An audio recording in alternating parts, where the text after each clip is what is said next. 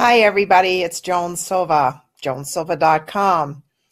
And today is Tidy Up Tuesdays. And I already posted a video earlier that I shared with my list, and I also put on Facebook today about Tidy Up Tuesdays.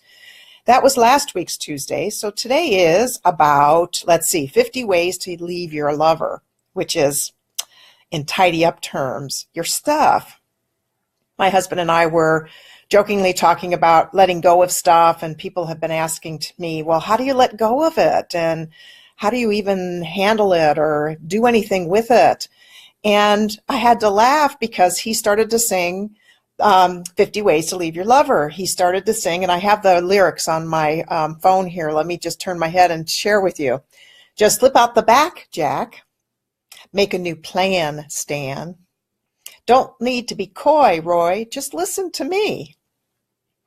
Hop on the bus, Gus. Don't need to discuss much. Just drop off the key, Lee, and set yourself free. And that's kind of what tidying up is all about. Maybe you need to get that music on. I love Paul Simon's version of it since it's his, and play that while you're dancing around and taking care of all that stuff that you want to let go of.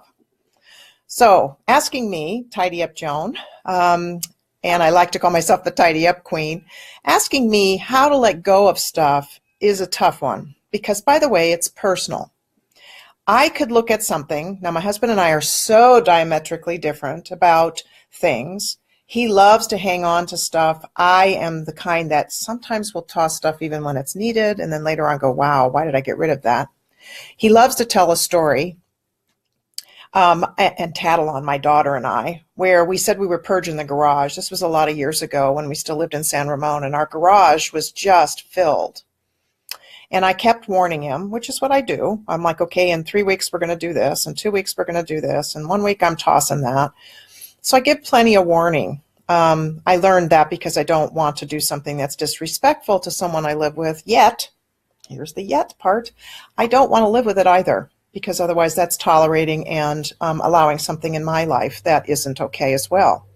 So here we are. My daughter and I finally get to the weekday that we decided to do this, and my hubby happened to be gone for most of the day, which is probably a good thing. And we made 3 piles in the driveway, and it was like the keep. In other words, the stuff that was going back in the garage. Then we had that we were going to donate. That was the second pile, and then this great big pile of toss. My husband drives up, and he walks up, and of course he always gets nervous when I start to do these things. He knows that I'm going to throw something away that's valuable, which, by the way, won't be that way for me, but it is for him. And he points to this pile and says, what's this pile? And my daughter and I look at him and we say, oh, that's the throwaway pile. And he's like, okay, so then what are the legs for my shredder, the yard shredder, doing in this pile? Oops, sorry about that. Didn't mean to, throw away something that really did need to be kept. So I just want you to know that it is personal, and we don't always know what that is for each other if you live with others. However, that does not mean that you hang on to it, that you don't have some kind of an understanding. My husband and I do bump up against each other on this kind of thing because, like I said, I'm the kind of gal that likes things gone if I'm not using them. I used to, and I'm getting better at this, hide them from myself and from anybody else. Or if they were something he wanted to keep that I didn't want out, I'd hide them.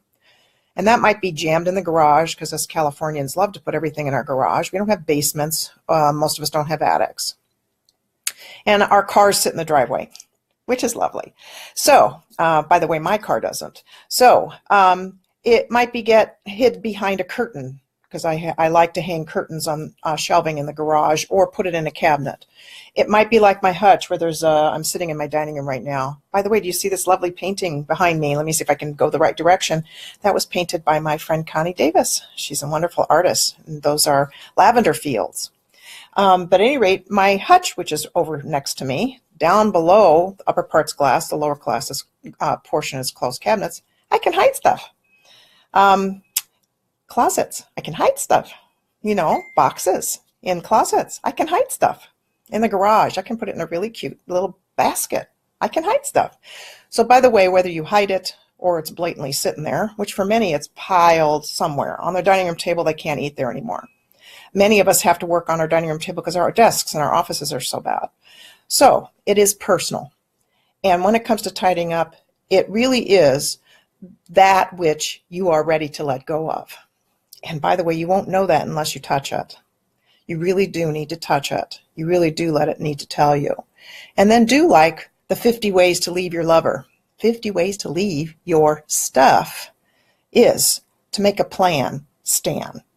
You know, slip out the back, Jack. In other words, just start to let it go. Don't hang on so tight. I know, not easy. I've had my share. Books are my thing. I like decorative items too, which can be seen as clutter by many. And there are times I'll sit and think I really like that vignette. Right now I'm looking at my fireplace, which is that direction. And I think to myself, I really like that. And then suddenly, you wait. 2 weeks from now, I'll be clearing it because it'll feel like clutter. So you have to kind of go with what feels right to you, not what is someone else. That's why even when you read books like The Tidying Up by Marie Kondo, you have to go by what is right for you. So yes, let's make a plan, Stan. And let's get moving that stuff out and have 50 ways to leave your stuff. I'm Joan Silva, and you can reach me at joansilva.com. I do have a Tidy Up offer. Whether you wish to or not, you might decide to do a one-time appointment with me just to kind of say, how do I clear this? How do I even make a plan? How do I come up with a vision? And I put that currently on my website called guiditude.com, because guiditude means guidance with an attitude of gratitude, which I always feel has to come with tidying up, whether I'm helping you tidy up your money issues, which I am the money gal, or I'm tidying up and helping you release your stuff and opening your energy force for so much more aliveness for you. Thank you for joining me. I appreciate those who came live. Looks like I have a couple of people who joined me, Deborah and Suzanne and Cecilia and Laura and Barbara. Thank you very much for being here.